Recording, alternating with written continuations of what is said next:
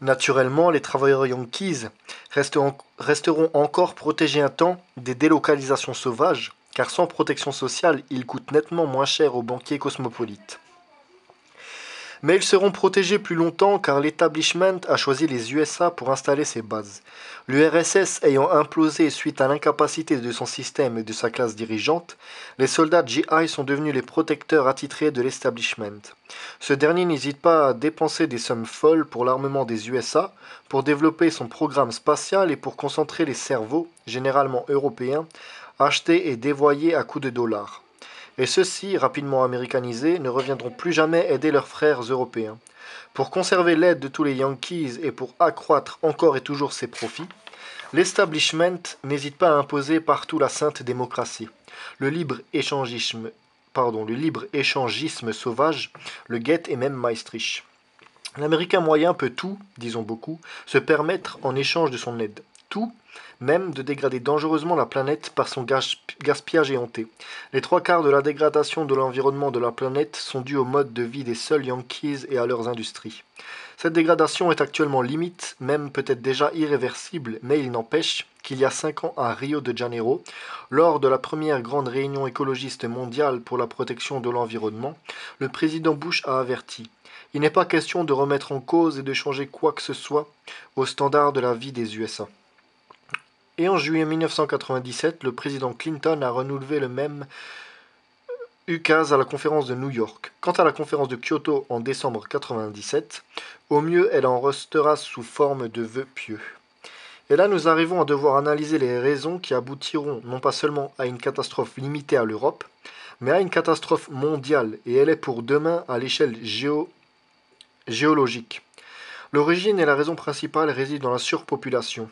Qu'en est-il exactement? À des époques régulières, les États civilisés firent le recensement de la population mondiale. À quelques dizaines de millions près, les statistiques récentes nous apprennent que, en 1850, au début de l'ère du manchinisme, la population mondiale s'élevait à 550 millions d'habitants. En 1900, nous étions déjà 1 milliard 200 millions. À l'an 2000, c'est-à-dire demain, nous serons 6 milliards 200 millions. En l'an 2050, nous serons plus de 12 milliards et plus de 24 milliards en 2075, car la progression humaine est géométrique, alors que celle des ressources ne croît qu'en progression arithmétique. À l'heure actuelle, déjà plus de 1,5 milliard de malheureux subissent une famine endémique. Antérieurement, les grandes épidémies, de variole, de peste, de rougeole, de choléra, de tuberculose, etc., limitaient régulièrement les excès de population.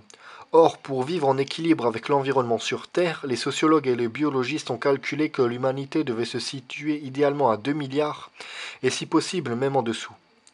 De toutes les espèces vivant sur Terre, l'homme est la seule qui ne parvient plus à limiter ses naissances à cause de sa bêtise et des progrès de la médecine moderne. Même les grandes guerres, qui sont d'ailleurs toujours néfastes car elles correspondent à des sélections en rebours, en effet, lors des guerres, ce sont toujours les meilleurs qui se font tuer, même les grandes guerres, dis-je, ne parviennent pas à limiter les populations. Il en va de même avec les fanatismes religieux qui firent cependant tant de victimes innocentes. En 80 ans, le communisme, religion fanatique par excellence, fit plus de 220 millions de victimes sur Terre.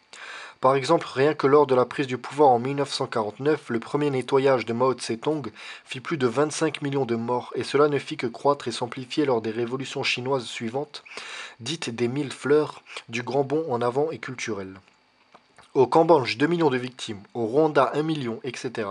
Et combien de morts ne faudra-t-il pas encore pour satisfaire les appétits de profit et de domination de la mafia cosmopolite aux USA? Pardon.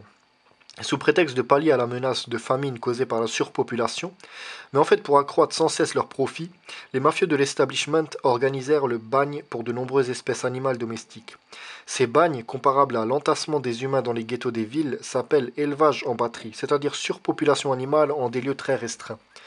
Et comme toujours, lorsqu'il y a surconcentration d'individus d'une même espèce, les épizooties, c'est-à-dire les épidémies animales, se propagent à la vitesse de l'éclair. D'autant que les éleveurs mettent toujours un certain temps avant de réagir et laissent pourrir la situation pour réaliser encore un peu de profit supplémentaire. Ce fut le cas il y a quelques années de la peste porcine qui ravagea la Hollande, la Belgique et l'Allemagne et qui obligea pour finir à abattre 150 000 porcs. Il y a maintenant l'épidémie de la vache folle, qui suit celle de la tremblante du mouton. Il y a aussi actuellement une grave virose aviaire qui a déjà fait abattre plus de 40 000 poulets en Angleterre. De plus en plus, pour le fric, les autorités restent passives. Passivité frôlant l'inconscience.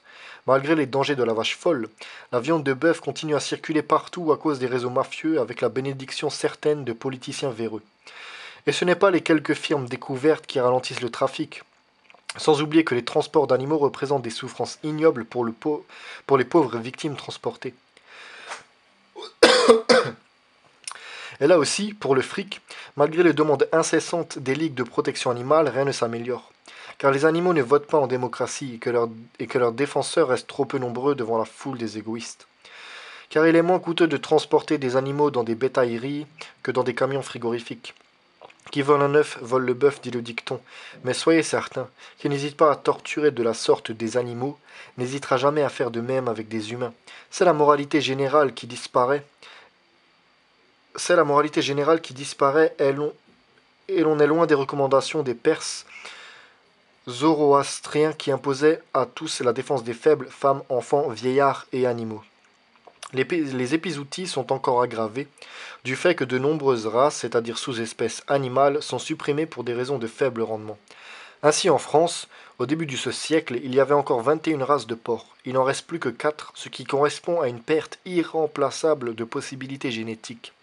Personne ne peut dire si ces races supprimées ne possédaient pas une résistance supérieure à la peste porcine tout en étant moins rentables en viande. Toujours pour le fric, au Danemark, apparut par mutation génétique une race de porc possédant deux côtés surnuméraires. Immédiatement, pensez donc au nombre supplémentaire de côtelettes avec ces nouveaux porcs, cette race fut encouragée au détriment des autres. D'autre part, l'on sait que la peste porcine est transmise par les sangliers, des porcs sauvages, d'Allemagne et de Hollande.